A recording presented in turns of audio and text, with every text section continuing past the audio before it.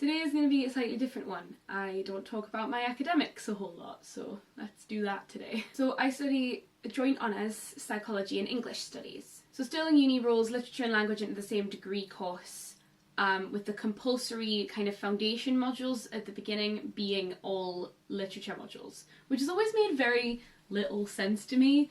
Like, I've used my linguistics knowledge in my literature modules more often than I have the other way around. Apart from those 3 compulsory modules, I've always opted for linguistics over literature. Like, that's the bit of English that I'm really interested in, especially the sociolinguistics and the psycholinguistics aspects of it. I find linguistics to be a little bit of a Marmite subject. Like, for some people it just clicks and you love it. Like, that's what happened with me. I hadn't studied linguistics really before my first year of uni, and I just took it as one of my additional modules on a whim and loved it. But some people I know have done the same thing and just taken it because it looked interesting and despised it. When people hear that I study linguistics, they quite often assume that I speak a bunch of languages. I only speak one fluently, although I am working on it. Or if they don't do that, they assume that I'm going to be super strict on like grammar or spelling. So grammar and spelling rules are a result of standardisation, which came about in the English language in about the 16th century. And there are still some people who think we should stick rigidly to those rules, and we call them prescriptivists. Honestly, prescriptivists are looked down on quite a bit, at least by my tutors and, you know, by me. I think it's useful in some areas because having standard spelling and grammar kind of makes complex ideas easier to communicate and to understand. So in academic circles and in educational circles, I understand that prescriptivism kind of needs to be a thing. But what gets to me is when people expect really perfect grammar in everyday conversation. I grew up with this. My mum's a teacher, so she's used to correcting grammar and spelling in her job. She would correct like the way we use vernacular language sometimes, like use. Use is used in quite a few regional dialects in the UK, and it's kind of the equivalent of y'all. It's a second person plural. But lots of languages have a second person plural in their standard. Think vous in French or ihr in German. She'd also correct our use of me and or and I in those sentences, or less or fewer as well. And I don't think non-standard usage of those phrases changes the understanding of the sentence, which is what grammar is meant to do. I think a lot of people lose sight of the fact that grammar is meant to facilitate understanding, not be something for pedantic people to point out. When I was younger, I did used to correct people on their grammar. I thought it made me look smart.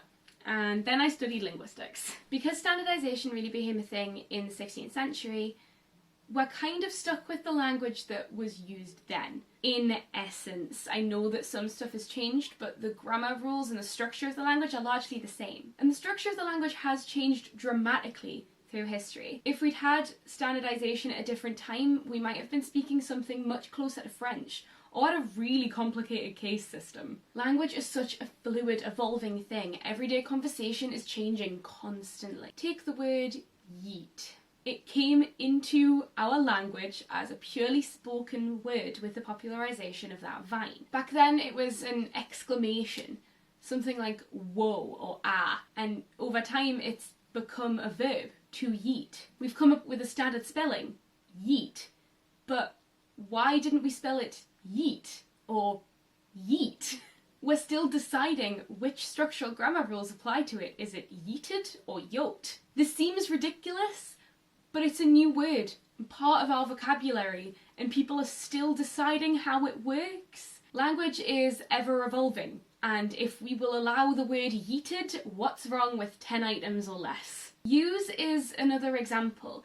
It's useful to know sometimes whether I'm referring to a singular you or the multiple you. There's a reason why other languages have it, and the fact that it's evolved as yous and y'all in different places shows that we have a need for a word like that. But prescriptivism doesn't allow that word to exist. The idea that words like that are wrong stunts the growth of our language and removes words that are genuinely useful for conveying meaning. The utility of a second-person plural pronoun is seemingly overruled by the fact that we didn't have it in the 16th century. As anybody that has ever studied linguistics before has realised by now, I am a descriptivist. Descriptivists aim to simply observe the language that's used and appreciate its variation, and apply it to different fields, like psycholinguistics, which looks at the way our brains affect our language and the way that our language affects our brains. Like, did you know that the way you perceive and remember events is affected by your native language? You will remember something that you see or experience differently based on what language you spoke from birth. That is nuts, and if you don't think that's amazing, get out of my face. Anyway, that was a tiny bit tangential, but I was raised a prescriptivist, and after a lot of thought and a little bit of study, I have... sounds like I'm changing my religion. I'm a descriptivist now. And that is just one of the ways that my linguistics degree has changed me. Tomorrow. Song. Find. Should be interesting. I'll see you tomorrow. Happy VEDIM.